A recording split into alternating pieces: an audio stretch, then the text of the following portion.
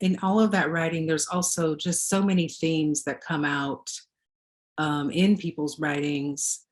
People talk about abolition. People are writing about the pain of the separation that you've all spoken about forgiving themselves for whatever, for mistakes or for different experiences that even themselves have gone through or went through. What themes stand out for you, Armando, specifically? And how do those themes speak to, I guess, whatever brought you to Beyond the Bars in the first place? So kind of a two-part question of what themes in the book stand out for you, but also how do those themes connect with what brought you to Beyond the Bars? For me, a theme that comes up a lot is healing. I think there's a lot of healing that went on in the writing, that in the process of writing. But even amongst us, as the creators of the book, right? But I think for me, like I mentioned in my introduction, is I'm system impacted. And my experience with the carceral system was something that I didn't really speak about, just because it was something that I was raised. You don't speak about what happens behind closed doors, right? And for me, it was just very much a healing process to now being able to to speak on it, right? To speak on what did hurt and what just how I felt. So I think for me, even in just reading the entries, it's very much of the themes that come up for me is just, again, the healing process. And when I think of the Beyond the Bars, again, it's a space of, for me, that was very much a healing space. Ashley, what about you? For myself, I'm grappling with the words, right? There's a part when I read the book and when we were going through the different editing process, I was thinking of healing, but I also was thinking of like reconciliation or making amends, I guess, so to speak, right? And that came true for both myself and I feel like some of the folks as they were writing. Because when oftentimes I think that the true harshness of when folks are impacted by the system is that there's no room for reconciliation, right? And I know we talk about that in restorative justice and things of that nature, trying to restore what was lost in the process. And there's a loss on both ends, right? And I believe that oftentimes people, when something happens, society tells you, hey, this was not nice. You did something wrong. We're going to take you and hide you away from folks and treat you and put you in these harsh conditions.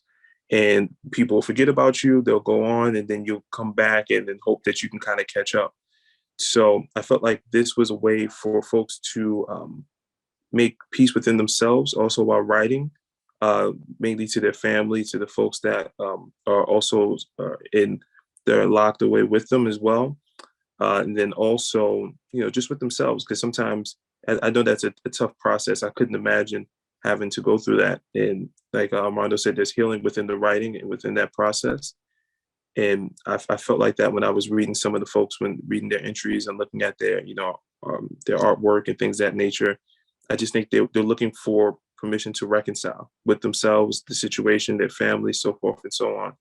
And the theme within myself that I felt within Beyond the Bars Fellowship was, again, like what Armando mentioned, talking about speaking about things, having a brother that was on the inside. And, he's my only brother. I have 6 sisters, but he's my only brother. And I wanted to do everything he did. So even at times I knew some of the things that he did weren't, socially accepted. I just felt as though I had to do it because as my big brother, I want to do everything like him, even down to the way I would dress was everything he did, but for me was now to kind of,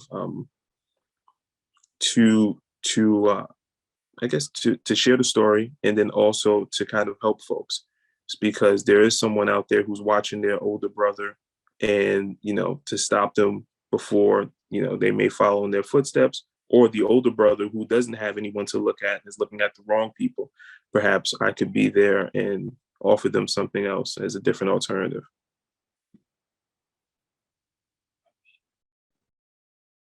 Iisha, would you like to share on the question about themes? Sure. Thank you. There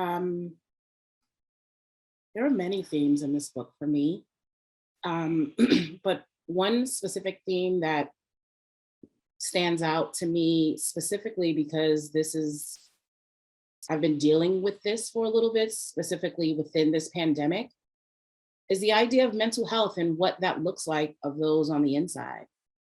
You know, a few of the entries, the idea of my mental, you know, how I'm feeling and things like that just kept coming up. And as Armando and Ashley mentioned, you know, being a directly impacted person currently in this pandemic, it is something that I deal with personally. So I know what that kind of looks like, what it sounds like, and what it feels like, unfortunately, to have to endure that, because that's something that I deal with my loved one on a constant over these past few months. So the idea that we were able to give these individuals a voice and allow them to have a space to share their story, talk about whatever, you know, situations that they had, to me, like Armando said, it was a healing.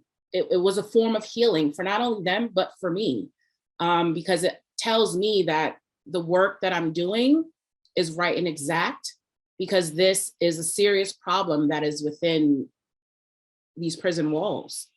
You know, and in prison, they always talk about mental health on the grand scheme of bipolar and schizophrenia and, you know, medication, but we never talk about the basic mental health needs of those that are incarcerated, because they've experienced so much trauma, because they're experienced depression.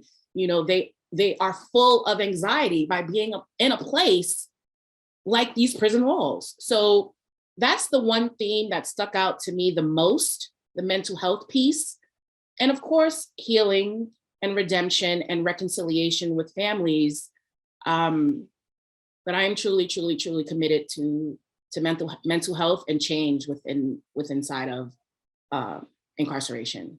So thank you.